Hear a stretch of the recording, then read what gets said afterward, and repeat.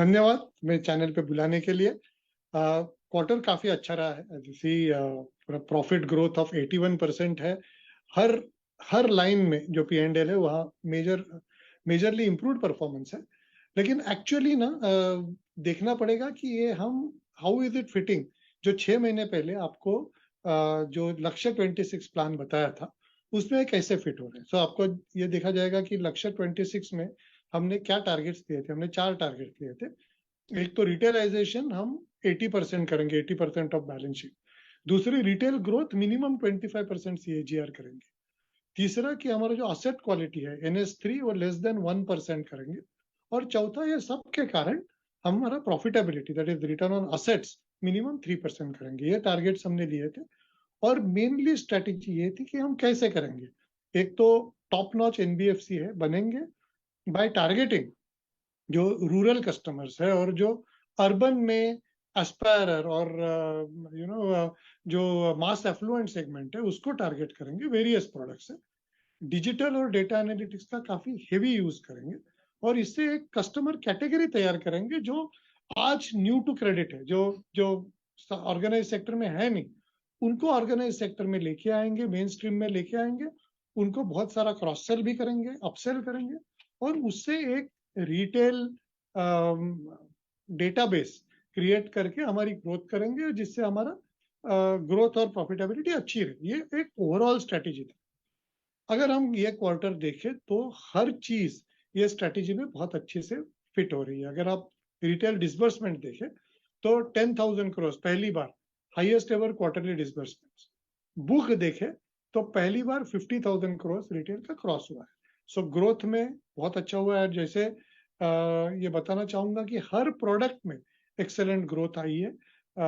Even every product that you see, our old strong product as well as the new products, excellent growth आई है। जिससे retail में हमने 9% quarter on quarter growth दी है। मतलब जो 25% CAGR था वो इजीली अचीव होते हुए दिख रहा है। Margins even in increasing interest rate scenario, margins काफी स्ट्रॉन्ग आई है। और last but not the least, credit cost में काफी रिडक्शन हुआ है। हमारा OTR का जो इम्पैक्ट था वो पूरी तरह से एब्जॉर्ब हो गया है। सो एक चीज तो है, क्वार्टर का पैट 406 करोड़ 81% से ग्रो हुआ है, which is very positive. But all the other things, बाकी सारी चीज जो मैंने आपको एक्सप्लेन की, उससे ये भी दिखता है कि tomorrow is even better, as you know we expect better and better results as we go ahead. So mix 58% पे पहुंच गया है, जो लास्ट ईयर 50% से बहुत कम था। आई थिंक कुछ 43-44 था और लास्ट क्वार्टर में 54% था। तो 4 परसेंटेज पॉइंट से एक क्वार्टर में ग्रो हुआ है। और हमें ऐसा लगता है कि जो 80% का टारगेट है वो हम FY26 से काफी जल्दी अचीव कर लेंगे। ये हम कॉन्फिडेंट है। अभी सेगमेंट्स का देखा जाए तो हमारे प्रोडक्ट्स जो है वो 2 सेगमेंट्स में है, रूरल और urban.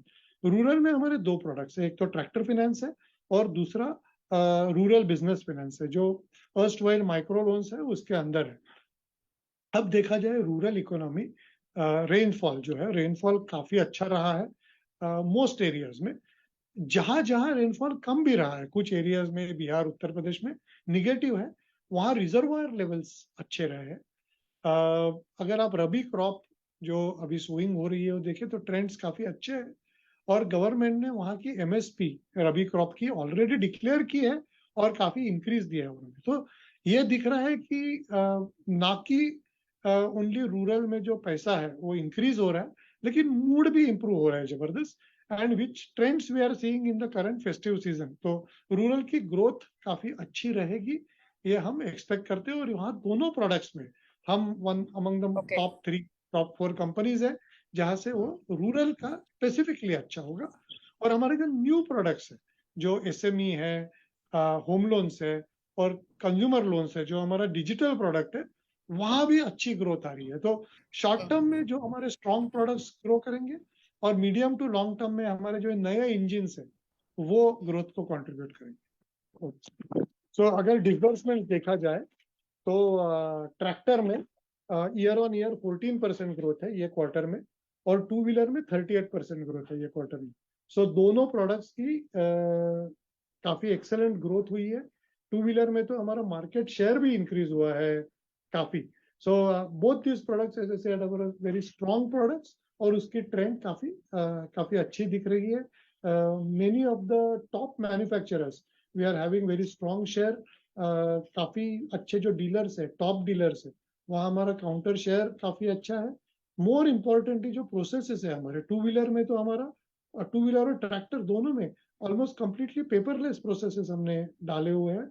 So as a mix of economy doing well, as a mix of हमारा टर्न अराउंड टाइम और प्रोडक्ट अच्छा होना, and then last but not the least digital and data analytics, ये दोनों प्रोडक्ट्स की ग्रोथ काफी अच्छी हुई है and we are confident that ये ग्रोथ वैसे ही कंटिन्यू है.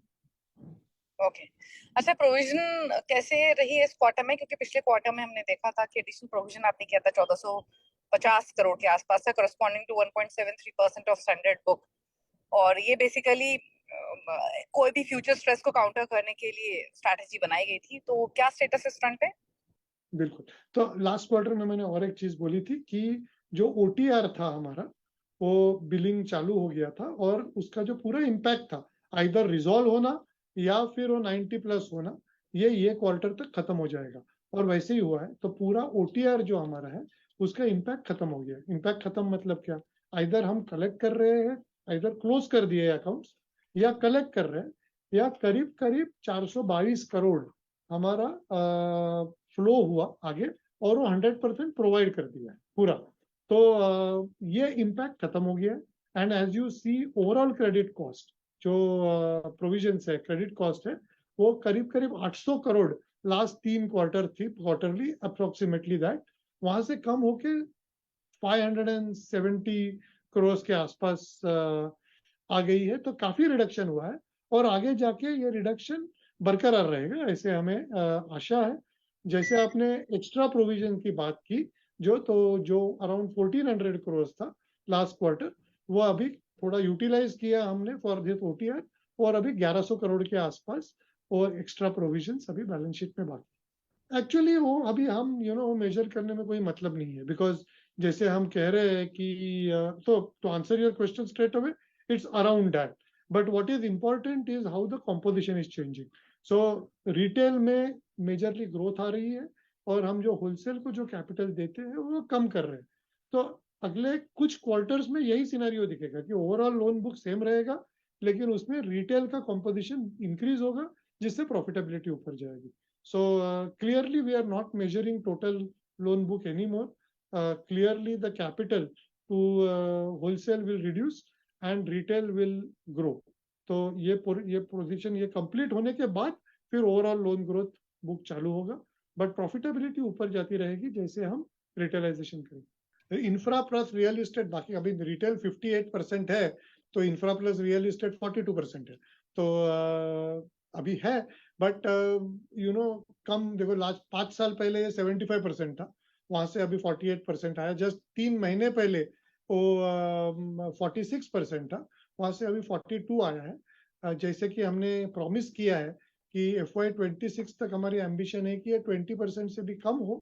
और हम काफी कॉन्फिडेंट है कि ये टारगेट हम 26 के काफी पहले अचीव कर लेंगे कि रिटेल 80% से ज्यादा हो और इंफ्रा और रियल एस्टेट 20% से कम.